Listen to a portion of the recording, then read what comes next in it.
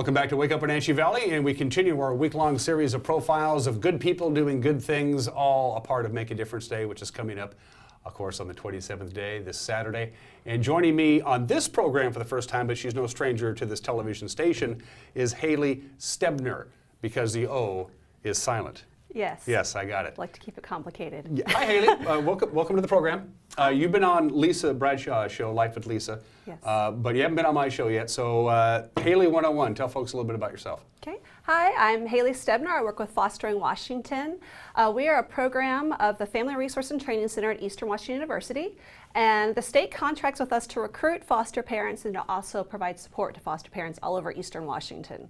How do you recruit foster parents? How do you find out who's good for it, and how does that work? We try to find community events where we might find families. I've done some articles in the Kid Connect magazine. We partner with some newspapers, PSAs, and come on shows like this as well. So if there's foster parents, there's foster children, and you got to put the two together. Absolutely, absolutely. There is definitely a need right now for more foster parents.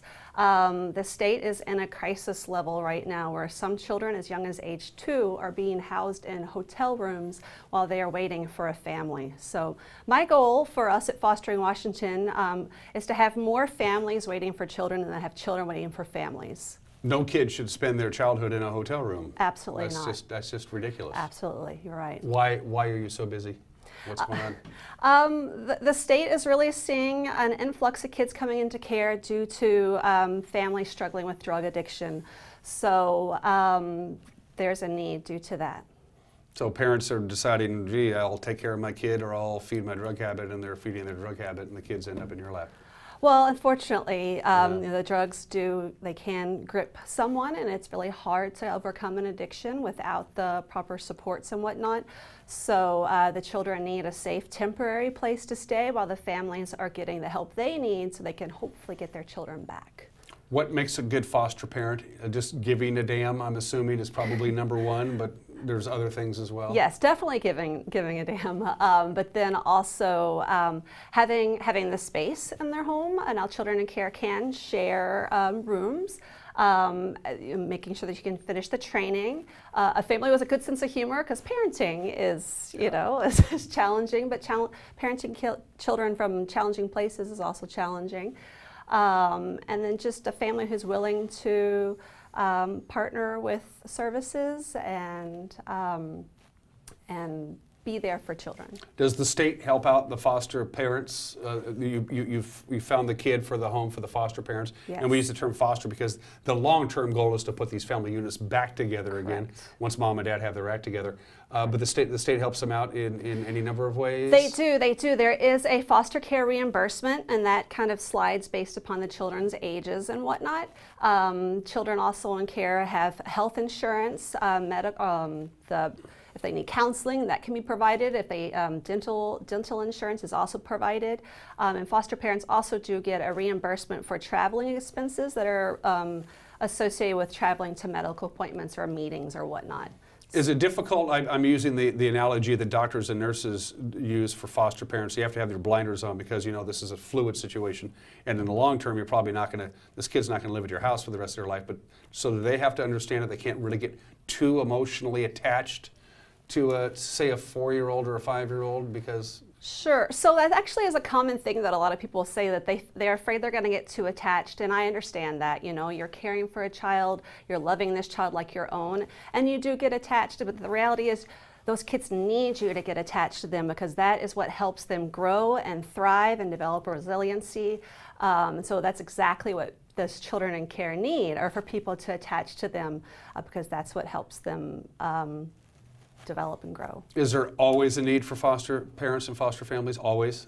There is always a need. Like I said before, even if maybe there weren't as many children coming into care as there are right now, again, it's better to have more families waiting for children than children waiting for families, because we don't want children going into hotel rooms because that's just not a healthy environment for children. So I'm talking to prospective foster parents out there, whether you're recently retired or you and your wife decided, we're not going to have kids, or we can't biologically have kids, but I think I might be a very good foster parent.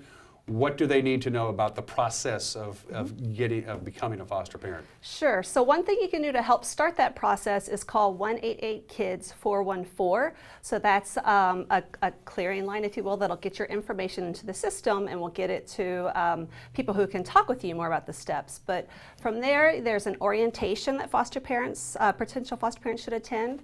And then there's a class called Caregiver Core Training that potential foster parents need to take. It's a 24-hour class to take. It's actually now available online, which has helped many people get through that training. Foster parents also are required to take CPR, first aid, and bloodborne pathogens training. And then there's a fair amount of paperwork in a home study. Yeah, that needs to be done too. obviously background checks are vitally important. Absolutely. So I'm curious, you probably don't have this number, and I apologize, Haley, in advance if you don't have the number. I wonder how many kids who were at one time or another were foster children placed in a foster home, and eventually they're now grown adults and they themselves are now foster parents because they know and they've been there and done that. You know, that's a great question. I don't have those numbers, but I do meet those people every once in a while, and I talk with those folks, and sometimes they're a little nervous that maybe they would not, they're like, I don't know, could I do this? Because I've been in care myself, and I say, I think it's amazing because the children in care immediately connect with you and know, like, okay, you can understand my situation, and that can be very helpful for those kids. Yeah, it ups the empathy factor quite a deal. Absolutely, Yeah, absolutely. Talk about Make a Difference Day. We've talked about all of this stuff with Haley. We haven't even talked about what you're doing on Saturday. What are you doing on Saturday? So we are asking folks to give foster parents $5. So they basically bring us a $5 gift cards to give to foster parents to show appreciation. You know, coffee cards, local stores. Foster parents do some amazing things day in and day out for the children in our community, and it's just a way that the community can say thank you to those foster parents. That's as simple as that. A $5 card to anything. Exactly. Okay. Exactly. We'll also be there with information about fostering. So if people want to learn more about becoming a foster parent, they can come talk to us. And we'll also have some more information about volunteer opportunities to help support the fostering community, because there are quite a few things in this area that people can do to volunteer as well to support the fostering community. And we probably should tell people where there is, and you're going to be on Saturday at the Pybus, is We that will be at correct? Pybus, yes. Okay. Yes. So you can't, and that place is just going to be hopping. The Pybus, by the way, is the central conduit for all the Make a Difference Day activities, regardless of what it is. If you don't really know what it is that you want to do on Saturday, just go down to the Pybus and they'll be there all set up, and you'll be there with your organization. Yes. Other organizations will be there as well for whatever project you might have. How else can people help you out, Haley, if whatever Saturday I got a wedding or something, this organization needs my support, my help, so what do I do? Sure. So if you do still want to provide a gift card for something like this for foster parents, you could take it to the state office, which is at 805 South Mission Street, and leave them for Jen Thomason. So she is the placement coordinator for the local Wenatchee office, and she will be the one who can take those, and she's who also gives those out to the foster parents as a thank you to them. And let's get these kids out of these hotel rooms right away, because my guess is that's not only there's a lousy way to start your life, but it can't be cheap for the state to pay for these rooms either.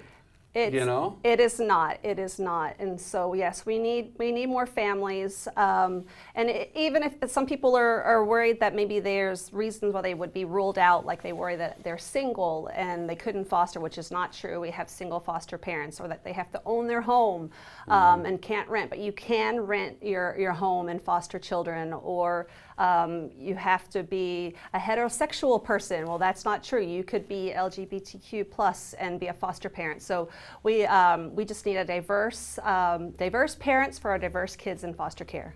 And a healthy dose of giving a damn, as we decided. That's pretty much the number one thing. That is a big dose, yes.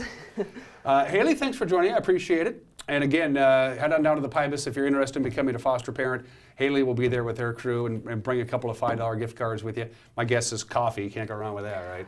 Foster parents love coffee, yes. Absolutely. So do morning show television hosts, you might imagine.